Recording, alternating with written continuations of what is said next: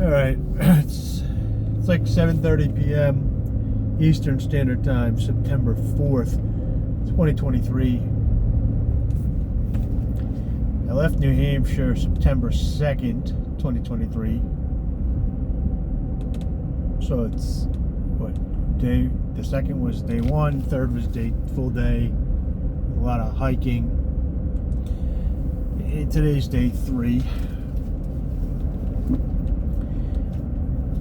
I just went over 1,000 miles. I'm at 1,007 miles now, 6.9. The scenery is absolutely beautiful. 100% amazing. It's just greenery and rolling hills and churches and deer and cattle. I'm out in the middle of nowhere. And then every couple of miles you can get off and get into a city. I'm at mile 222. I just passed the marker of the Blue Ridge Highway. Day and a half of driving. I didn't get going today until like noontime. I talked to a friend. Did some crypto stuff on the computer in my room. Just been trying to take it easy and enjoy the ride. But one thing that I will say right now is, like, I get it. So I like to finish things, so I'm gonna continue driving the Blue Ridge Highway. I did stop and see some of the sights. There was like an old sawmill with some water running through like a makeshift wooden stream that was propped up above the trees that ran to the sawmill, which was pretty cool. But it's just a scenic drive, so it's something that I guess you could get on and get off. Like, you could come down and get on it for a little while and relax, and then get onto a major road and then go back over to the parkway. There's very few people on this. You can drive. I've only seen maybe 10 cars all day, or ran into 10 cars all day. I'm sure there's more people coming on and off, but it's not like a packed parkway. It's so I'm sure, and it's a Monday. I think it's the holiday, but it wasn't that much more packed on the weekend. I think it's beautiful. I think it's worth visiting, but it's getting pretty repetitive, and I come from a place that has this. So if you came from a place that didn't have so much foliage and greenness and mountains and rolling hills, the excitement might be a little bit more. But I just feel like I'm driving through the White Mountains for multiple days. I was hoping there'd be a lot more like trails to hike and get off, and maybe there is. Maybe if I planned better, some of these exits I should have taken, and there would be some trails to hike, and then you get back on the parkway. But there's nothing on the parkway, mile 224. There's nothing on the parkway. It's just, that was it. You just saw 2 miles of driving. It's like just trees and rivers. You get some overlooks every now and again where you can stop and look at the Blue Ridge Mountains, and they go all the way down the coast. So I filmed some videos and I'm having a good time. So it's like, a lot of times people do social media and they just post excitement and everything's going well and this is the best thing or whatever. So I thought I would get on here and kind of vent a little bit.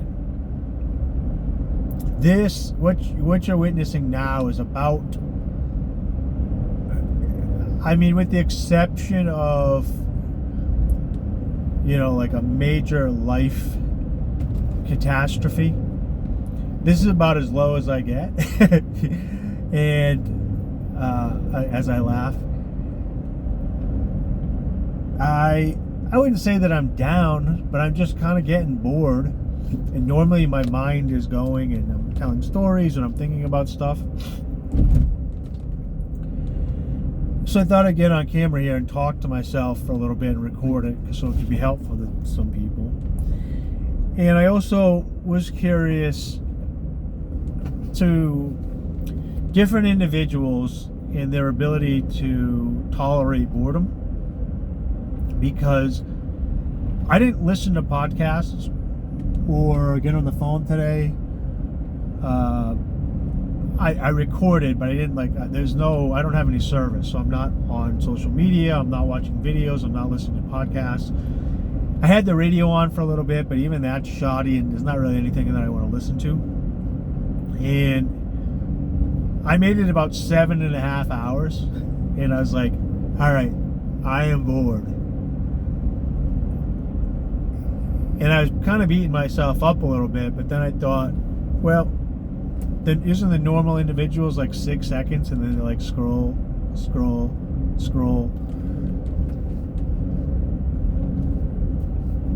I wonder, and I do think this is true,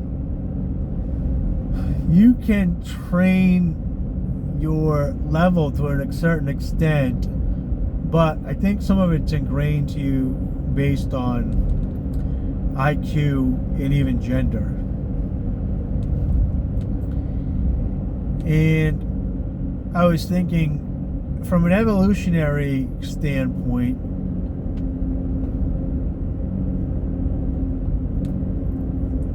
that men would probably be less patient when it comes to repetition, and women would probably be more patient when it comes to repetition. And so I do believe, first of all, that patience is practiced, meaning you have to put yourself in the situations like I'm in right now, and slow, difficult situations where you have to slow down and not get angry. If you're never in those situations, then you don't get the benefit of learning and practicing patience, so you don't become patient. So in these moments, I try to realize that patience is a practice, and if I didn't go through 7.5 hours of being by myself, having these conversations and talking, then, and it's not that I'm bored with myself, so to say. It's just the same. It's just trees in a road. Like, this is like I'm watching a loop of a video in front of me. There hasn't even been really many overlooks or mountains or sunsets. Saw a couple deer. I pulled over some cars for some cows. I pulled over for a mill. But since in the past women were with the children more, I think that women might have a better tolerance to repetition in dull situations like this than men. Maybe not nowadays, because less people are children and a lot of people are on the tablets, and women are probably on social media more, so maybe they're not. But picture I was hiking yesterday, and this couple was in front of me, and they had 2 kids. The father was carrying, well, I assumed it was the father, and I assumed it was their kids. I may have witnessed a kidnapping.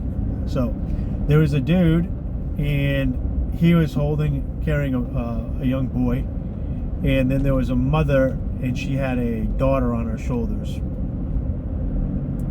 And the mother was, the kids were small. They could talk, or they were just learning to talk. So I don't know what that is, between 1 and 2. But they didn't seem big enough to be 3. They do seem like they could walk, but they were being carried because it was treacherous. And the mother was overly exaggerating everything that she talked, and like a preschool teacher does. And I was stuck behind them for about 2 miles before I was able to get on the other side of them, because it was a narrow pass, and she's got a kid on her shoulder, so it's like I didn't want to put her in a precarious situation. So I just started listening, practicing my patience, and she was practicing. She was putting me to the test for sure, because we're just in the middle of nowhere. It's just silence. The kids aren't even talking, and she's like, "Yes, you're grabbing the bow in my hair. I'm a woman. Women wear bows. You're a woman. Do you have a bow in your hair?" And the kid wouldn't answer. We just sit there grabbing the bow. I was like, "You do have a bow in your hair. Do Daddy and so-and-so, the son, do they have bows in their hair?" And then no one would say anything, including the husband. And then she's like, "No, they don't, because they're men and we're girls." Just talking like that for maybe it was a minute, and we walked 1/10 of a mile. But I time traveled, and it felt like 2 miles and approximately 20 minutes that I was stuck behind them. Maybe closer to 10 minutes in a mile. But she was enjoying it, and the little girl was giggling a little bit, and the boy and the father were kind of just out in front. Just, I'm sure they deal with this on a day-to-day basis, so it's to them it's normal.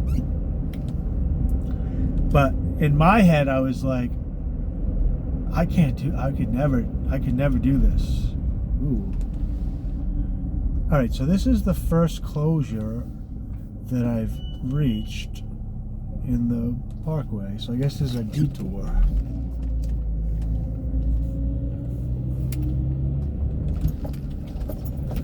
Follow detour south.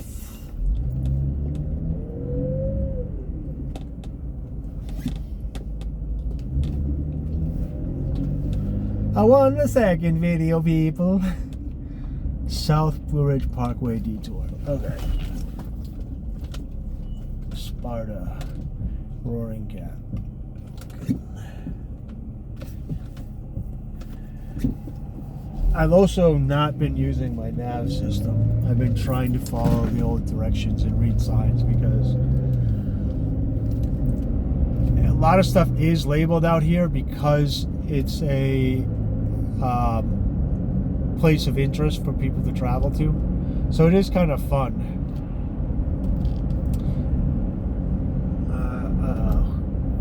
End of road work. That doesn't look like it's helping me. Alright. So, hopefully I get another sign that tells me where to go. Anyways, where was I? So, I'm talking now, which is helping with the boredom. I'm lost, which is now an exciting adventure that I'm on. It's 7:45. I have no idea where I'm going to sleep tonight.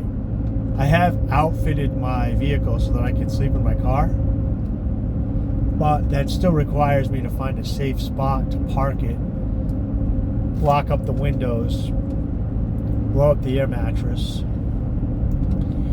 and get to bed. Okay, here's a detour sign. Continue south. So, I don't know. Let me know in the comments, or something to think about if I ever post this. How long can you go in your day before you need a radio or you need a distraction? Or how quickly do you go to like digital technology? So I certainly wasn't sitting there solo, like staring at the wall. I was driving, which is keeping me busy, and I was seeing different scenery, and I was curious to what was coming up next. But then there was no big changes of what was coming up next. It was just a repeat. I am seeing some beautiful scenery now.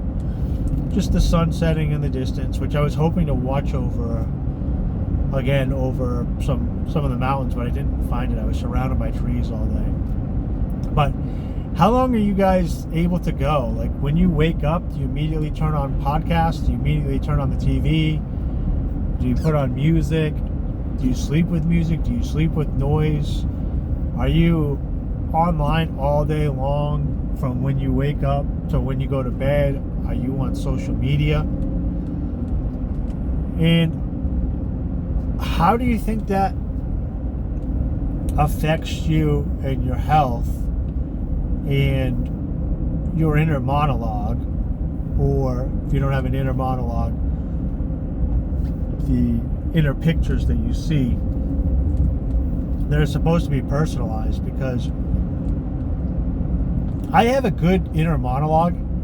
It took me a long time to find my voice inside, and I wouldn't say that I was schizophrenic, but I had multiple people's voices in my head, and some of them were my father's voice, some of them were teachers, some of them were bullies, some of them were my mother's and family members and stuff. And it took me a long time and a lot of philosophy to shut off a lot of those voices, either negative or positive, and really find my voice and my conscience that I talk back and forth with. But and sometimes I'll just listen to hours of meditation music or classical music when I'm home. If you're the type of person that is listening to nothing but music and podcasts and stuff all day, do you feel like maybe that ends up being your inner monologue, which would be interesting? I know there's people that are worried about kids on tablets and people listening to bad music and all this stuff, and I can see an argument for that. Like, you know, I struggle with this because I with the physical diet, I have some urges and some stuff, and I want to be happy, and I want to have some, like, just pure pleasure when I eat. But then it feels gluttonous, and so I want to backtrack and make sure I'm eating for fuel. But then that only lasts so long before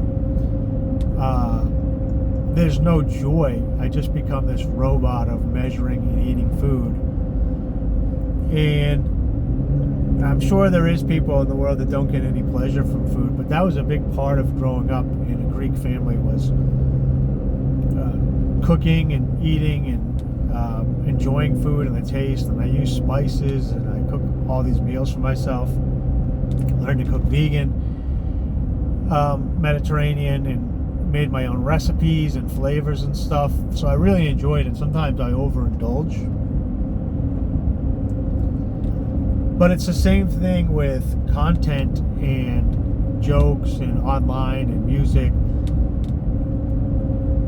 I wonder how much of,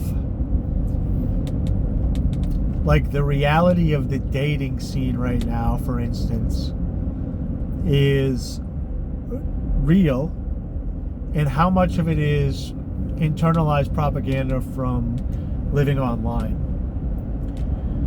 I'm an old man. I'm 48. I'm in decent shape. For 48, I'm in really good shape, but overall, I'm just in decent shape. But I don't think there's, I'm at top percentile for my age, I would guess, on the planet. I'm not a professional athlete, but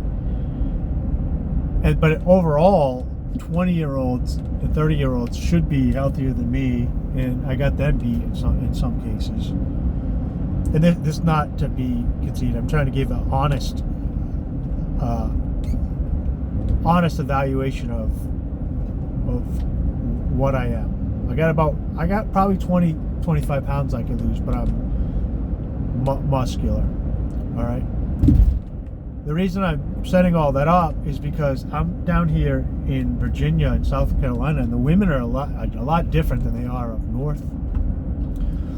They're friendly. They've been approaching me. This happened when I went out west too, and now it's happened to me down south. They're friendly. They approach. They say hi. They give you compliments. They're not covered in tattoos, which is great. Like, I've seen so many women down here that are just like, reminds me of like my childhood growing up. It's just feminine women, and I'm not in the cities, so I'm in the country I'm in the country part of Virginia and South Carolina, just getting off the Blue Ridge every now and again. And so it's like, in real life, if an old fart like me, it can get positive female attention, then it seems like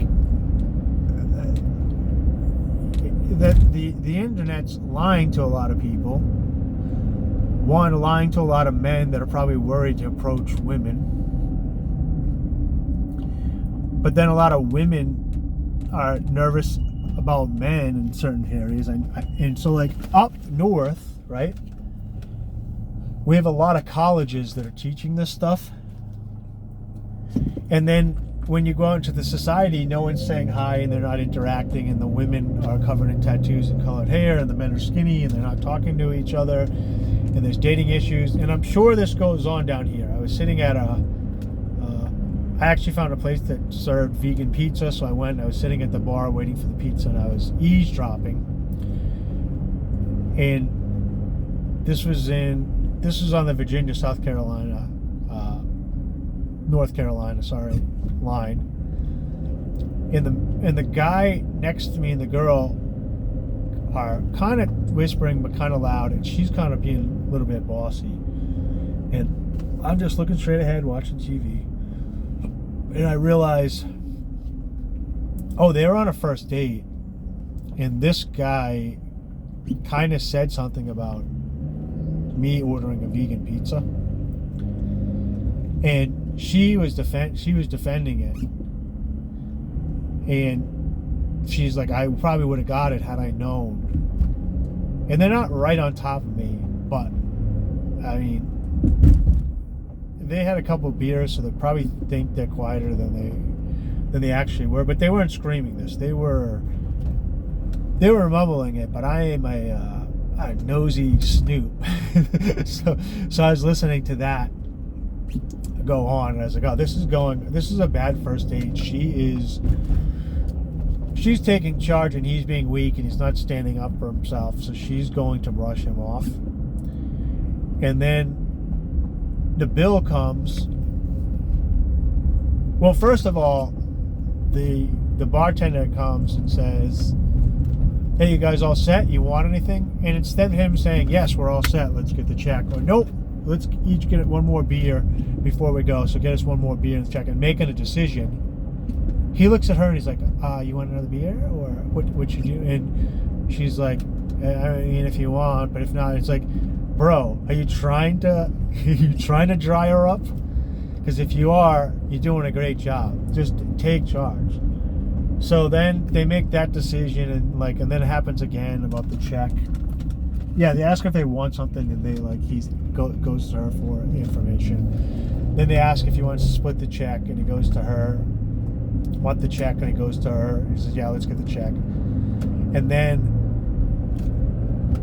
it gets to them, and she's like, you know what, can we split this? And she puts her card down, and then he's like, yeah, let's split this. So it's like, oh, dude, the guy just got crushed. So I'll finish that story, because I sat at the bar. This was going on the whole time that I was there, but there was another story going on to my left. And then when I left the parking lot, they were in separate cars, and he's like begging her to go to another location, and she's like, oh, I think I'm all done, and she's trying to get her in her car. And then she gets in her car and zooms away, and then he kind of gets in his car and just kind of sits there for a little bit. And I was just I shouldn't laugh, but I'd been by myself for quite a few hours, so I was just making jokes, and I was like, my lady, if I could please just bother you for a morsel of vagina. We've spent a day, a fortnight with beverages of mead, and I've earned my vagina. And I was like, oh wait, he's not English, he's a southerner. And so then I was like, I don't know what I was doing. But it was just cracking me up because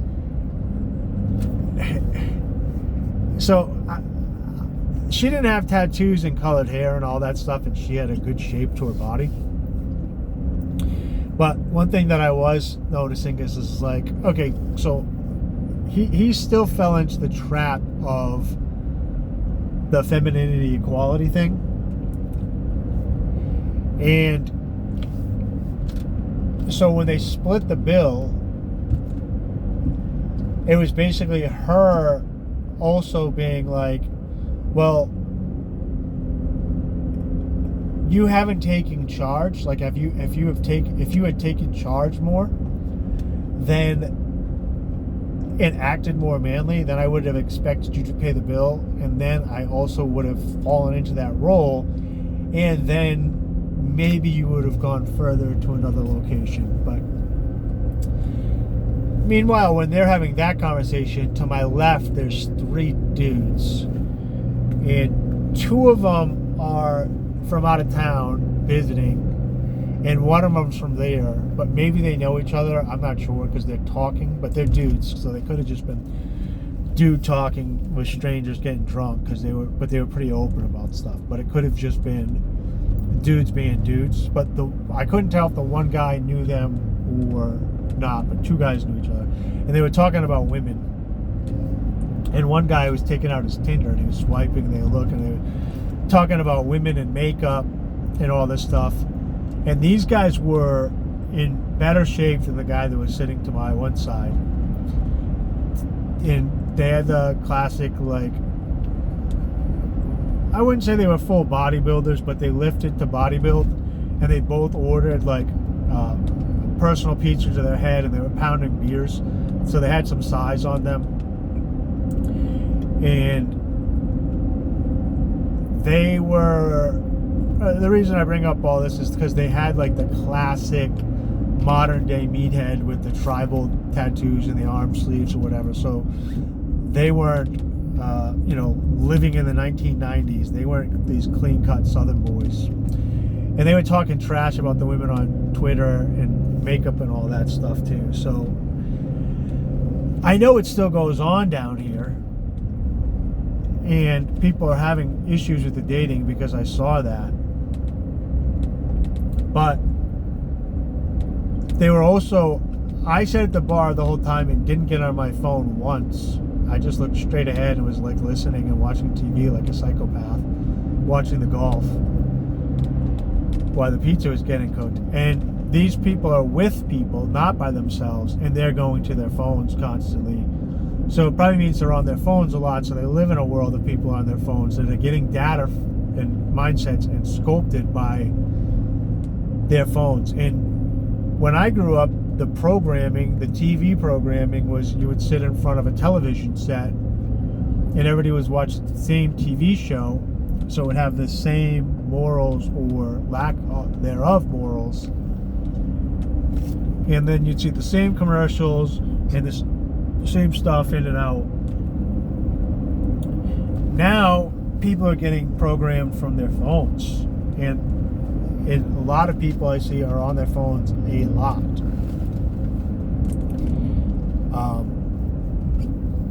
I'm trying to get 5 million impressions in 3 months on Twitter, and I was on pace to do it, but now I'm on vacation for 30 days and I haven't really been on it, so it's probably not going to happen this period of time. But maybe you could get 5 million impressions in a couple of weeks when I get back if I just push myself. But anyways, so I'm no better is what I'm saying, but at least I try to tell myself that it's gonna make money because they pay you on X now. But why I was putting those 2 together, the food diet and the whatever diet, is you become what you eat. And so if you're going to consume mentally the phone and the propaganda and stuff, you're going to become what you consume. And it's different. It's different everywhere. But I was having this conversation too with my friend. So one of my friends, her and I have a lot of talks about identity because she's mixed. Her father was Irish and her mother is black. And I said I feel a lot of the same ways because I was raised Greek, but I live in America. So I don't necessarily identify with how everybody sees me. And I'm older than her, so I don't really, it just doesn't really cross my mind a lot of times, like, that she's mixed when we hang out. It's just that she's her, and it kind of, the mixedness kind of fades away. But it's something that's on her mind, and we do joke around about certain things that have to do with race and ethnicity and stuff. But I don't know. I just don't really think of her like that. But she grew up in the time different than the 90s and Gen X, because she's younger, where there is a lot more on gender, sexuality, and race. And so she's navigating the world based on that diet that she was given growing up. So a lot of times when we go someplace and we get bad service, my mind's like, oh, that place sucked, they were assholes. And her mind kind of goes to, oh, they don't like us in there because of us. And I don't internalize it. I think it's a them problem when somebody gives me bad service and they're an asshole. And sometimes she feels like it's still them, but it was because of her that they were mean or bad. So how do I explain this? So, like, for me, I think one of the things of presenting white, even though I'm Greek and I don't feel white, presenting white, one of the privileges, if I could say that, is the fact that even if somebody is racially doesn't like me and is treating me poorly because of my race, and this just might be me, I just put them in the category of, as an individual, they're an asshole. Whereas I think people that are, maybe women feel this with men, or black people feel this with white people, or Asian people, or whatever they're going through, they feel like when they run into an asshole, instead of saying, oh, that person was an asshole, they compartmentalize, or not compartmentalize, they boil down the reason of the asshole, like that person is a racist. But I feel like you don't really know if they're a racist or not. You just know that they're an asshole. But I guess that's the privilege, is it doesn't really come up when you live in a majority white neighborhood, that you don't have to worry about that. The reason I bring that up is because it's diet, and now that I'm thinking out loud. So I don't have any of this planned, obviously. Wait a minute, this isn't scripted? This crazy rant that goes from boredom all into race talk and identity wasn't planned. This is just how my mind dissects stuff when I'm driving and thinking, so I thought it'd be fun to share it with you for a couple of minutes. Just how I process data and try to be empathetic in thinking about stuff that goes around. So now it's like, how much of the perception of the experiences that she has in the world are based on the media that she consumes, and how much of it is reality? And then if it is because of consumption, it is because of reality, could she just say that people that don't like her are assholes, and then not go the extra step and categorize what type of asshole that they are? For instance, when people say, well, there isn't a huge issue in Britain with the different skin colors and races, But there's a lot of tension in everywhere where there's these diverse things. The only difference is their media doesn't turn it into because of slavery or because of this or because of that happened in the past. With maybe the exception, I would guess, the Indians and the Brits probably have some issues. And depending what type of Southeast Asian you are, whether you have Hinduism or if you have Muslim background, that could be an issue. But I don't know. It's interesting to think about the overlaps of the different ways that we process our experiences in the world. My friend sent me a podcast that she wants me to listen to. That she says that she has difficulty articulating, but the podcast really talks pretty well of the experience of a mixed race individual living in the United States. I want to listen to it, but I was planning on listening to it day one, but I have no service, so I was planning on listening to it day two, and now it's like day three, and it's like I just recognize now that I'm not going to have cell data service while I'm on this journey until I probably get down to Georgia. So, all right. I'm still following this detour back to the Parkway, and that really helped me solve some of my boredom. Hopefully it gave you some food for thought. Hey folks, are you still listening? Take care of your waitresses and waiters. I don't know. I just leave it at this: is everybody's probably does it differently and is affected differently and does a different amount of time. Like they say, it's all on a spectrum.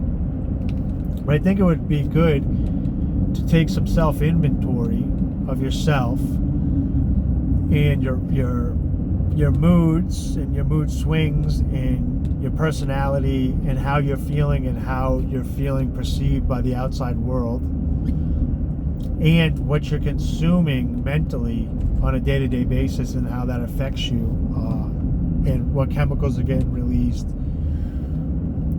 and how you feel. Kind of like how, you're going to go to bed and you're not even worried. You're just like, yeah, I'm just in a dark room, going to close my eyes and sleep. But then you watch 10 minutes of a horror movie with some creepy music, and now you go back down to lay down, and it takes you a while to settle yourself down because you've gotten interjected. You've been fed a mental meal of scariness, so now you're in like fight or flight or freeze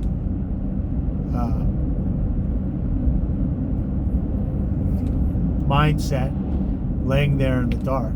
So some self-inventory, and then change your mental diet just like you would change your regular diet, and see, like, if you're giving yourself a bad physical diet and you're gaining weight and you're feeling sluggish or tired or gassy or you're getting a bad effect, many people then change that diet around until they get a better effect, feel healthier, lose excess fat, more energetic, don't have headaches, aren't gassy, whatever it may be. So if you're feeling depressed, sad, lonely, bored, fidgety, anxious, whatever it may be, maybe you're getting a bad mental diet, and you should try changing your mental diet, or I call it a digital detox. But just like you can go on a food fast so that your body can catch up and clean out some stuff in your body that you don't need and reset some things, maybe you need to go on a fast from media, content, digital stuff for a couple of days and reset things. I mean, I know for me, driving on, and maybe this is what I needed to get to, after 7.5 hours of driving. The positive here, maybe this is why this whole talk went on, it was my subconscious getting me to this part right here to understand, is I got a reset back to zero. I spent all day driving with no stimuli and eventually got a reset back to zero. Not quite when I was a child and I was, I hadn't been exposed to it, because, can't put the genie back in the bottle, but I got as far as I could. It's like 7.5 hours is your like withdrawals from the diet of fasting. And maybe similar to when you food fast, you'll get an urge to be hungry, and if you wait a little bit, you'll get through it. On the other end, you're like, oh, I'm not that hungry, I can make it a little bit further. So you're getting your patterns of when you should eat based on when you're used to eating. Similar to like when I'm bored, if I'm used to putting on a podcast and now I can't put a podcast on, I have to re-strengthen that mental muscle in my brain. And I grew up without it. So I was the first generation. I'm the first generation with internet and the last generation to not have internet, if that makes sense. Meaning I lived in both. So everybody after me has always had the internet, and everybody before me didn't have the internet as a Gen Xer. And so we have an interesting perspective of having one foot in reality and one foot in the metaverse beta version, basically. That everybody's testing right now in real time. Would that make it an alpha? I don't know. All right. 41 minutes, 42 minutes. It's 8:14 Eastern Standard Time, September 4th, 2003. I think that's enough. I'm going to drive around in the dark here and see where I'm going to sleep. So take care, everybody.